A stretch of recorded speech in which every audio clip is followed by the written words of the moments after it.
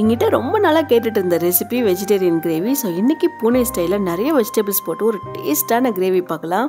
First இந்த கிரேவிக்கான ஒரு masala ready பண்ணிக்கலாம். ஒரு பவுலில் ஒரு 5 டேபிள் ஸ்பூன் தயிர் சேர்த்துட்டு 1/2 டீஸ்பூன் மஞ்சள் பொடி, 1 டீஸ்பூன் மிளகாய் பொடி, 1 டீஸ்பூன் தனியா பொடி, 1/2 டீஸ்பூன் ஜீரக பொடி சேர்த்துக்கலாம். இது கூட கொஞ்சமாக உப்பு சேர்த்துட்டு நல்லா மிக்ஸ் பண்ணி எடுத்துக்கலாம். இந்த மசாலா தான் கிரேவிக்கு ரொம்ப ரொம்ப டேஸ்ட்டு கொடுக்கும். ஸோ இது கண்டிப்பாக ரெடி பண்ணி வச்சுக்கோங்க. இதுக்கப்புறம் நம்ம எப்படி சேர்த்துன்னு பார்க்கலாம். இப்போ ஒரு கடாயில் கொஞ்சமாக எண்ணெய் சேர்த்துட்டு 1 டீஸ்பூன் ஃபுல்லாக நெய் சேர்த்துக்கலாம். கூடவே எண்ணெய் நல்லா சூடானதும் இதில் 1 டீஸ்பூன் ஃபுல்லாக சீரகம் சேர்த்துக்கலாம். சீரகம் நல்லா பொரிஞ்சதும் நல்லா பொடியாக கட் பண்ண ஒரு பெரிய வெங்காயம் சேர்த்து நல்லா வதக்கி எடுத்துக்கலாம். வெங்காயம் கொஞ்சம் லைட்டாக கலர் மாற வரைக்கும் வதங்கினதும் இதில் 1 டீஸ்பூன் ஃபுல்லாக இஞ்சி பூண்டு பேஸ்ட் சேர்த்துக்கலாம். ஒரு 2 பச்சை மிளகாய் இந்த மாதிரி பொடியாக கட் பண்ணி சேர்த்துக்கோங்க.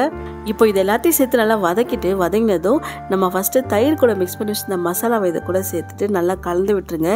மீடியம் ஃப்ளேமில் நல்லா கொதிச்சு அந்த எண்ணெய்லாம் தனியாக பிரிஞ்சு வரும். அது வரைக்கும் நல்லா கொதிக்கட்டும். இந்த மாதிரி எண்ணெய் தனியாக பிரிஞ்சு வந்தாலே நல்லா கொதிச்சிச்சுன்னு அர்த்தம். ஸோ இப்போ நம்ம 2 தக்காளி அரைச்சி வச்சுருக்கோம். 2மே சின்ன சைஸ் தக்காளி தான். அதை இது கூட சேர்த்துட்டு நல்லா வதக்கி எடுத்துக்கோங்க. தக்காளியோட பச்சை வாசனை போகிற வரைக்கும் வதக்கிட்டு ஒரு 1/2 கப் தண்ணி சேர்த்துட்டு அப்படியே மூடி வச்சுலாம் நல்லா கொதிக்கிட்டோம்.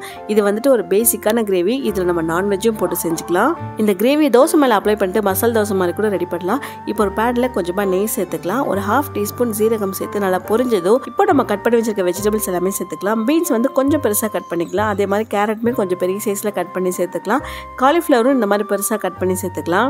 இது கூடவே கேப்சிகம் சேர்த்துக்கிறேன். அதே மாதிரி ஆனியனுமே இந்த மாதிரி கொஞ்சம் பெருசாக கட் பண்ணி சேர்த்துக்கிறேன். அப்போ தான் பார்க்குறதுக்கும் சாப்பிட்றதுக்கும் நல்லாயிருக்கும். இது தாண்டி நீங்கள் பச்சை பட்டாணி சேர்க்கலாம், உருளைக்கிழங்கு சேர்க்கலாம். இந்த மாதிரி என்ன வெஜிடபிள்ஸ் வேணாலும் நீங்கள் சேர்த்துக்கலாம். இப்போ நெய்லேயே நல்லா ரோஸ்ட் பண்ணி எடுத்துக்கலாம். வெஜிடபிள்ஸ் எல்லாமே கொஞ்சம் மீடியம் ஃப்ளேமில் இருந்தால் இதுலேயே முக்கால்வாசி வந்துடும். ஸோ இந்த மாதிரி நல்லா ரெடி ஆயிடுச்சு. நீங்கள் நெய் சேர்க்கலாம், பட்டர் கூட சேர்க்கலாம், இன்னும் சூப்பராக இருக்கும். இப்போ இந்த வெஜிடபிள்ஸ் எல்லாமே நம்ம ரெடி பண்ணி வச்சுருக்க கிரேவியில் சேர்த்துட்டு நல்லா கலந்து விட்டுருங்க. கொஞ்சம் நேரம் மீடியம் ஃப்ளேம்லேயே நல்லா கொதிக்கட்டும். நம்ம பெருசாக எந்த மசாலாவுமே எக்ஸ்ட்ரா சேர்க்கல, எல்லாமே நம்ம கிச்சனில் இருக்கிறது தான். இப்போ கடைசியாக கொஞ்சம் கரம் மசாலா சேர்த்துக்கலாம். டேஸ்ட் பண்ணிவிட்டு உப்பு எக்ஸ்ட்ரா சேர்த்துக்கோங்க. ஒரு 1/2 டீஸ்பூன் சக்கரை சேர்த்துக்கலாம். நல்லா டேஸ்ட் எடுத்து கொடுக்கும். கடைசியாக கசூரி மெத்தி தூவிட்டு கிளறுங்க. நல்லா வீடே மணக்கும். அவ்வளோ கப வாசனையாக இருக்கும் இந்த கிரேவி.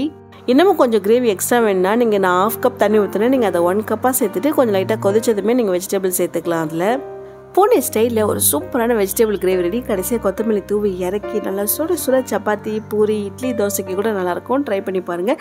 ரைஸ்க்கும் சூப்பராக இருக்கும். இது ரொம்பவே ஒரு ஹெல்த்தியான ரெசிபி. ஏன்னா நிறைய வெஜிடபிள்ஸ் ஆட் பண்ணியிருக்கோம். கிட்ஸுக்கு எல்லாமே கொடுத்தீங்கன்னா அவங்களும் லைக் பண்ணி சாப்பிடுவாங்க. கண்டிப்பாக பிடிக்காதுன்னு சொல்ல மாட்டாங்க. ஸோ ட்ரை பண்ணிவிட்டு அசத்துங்க.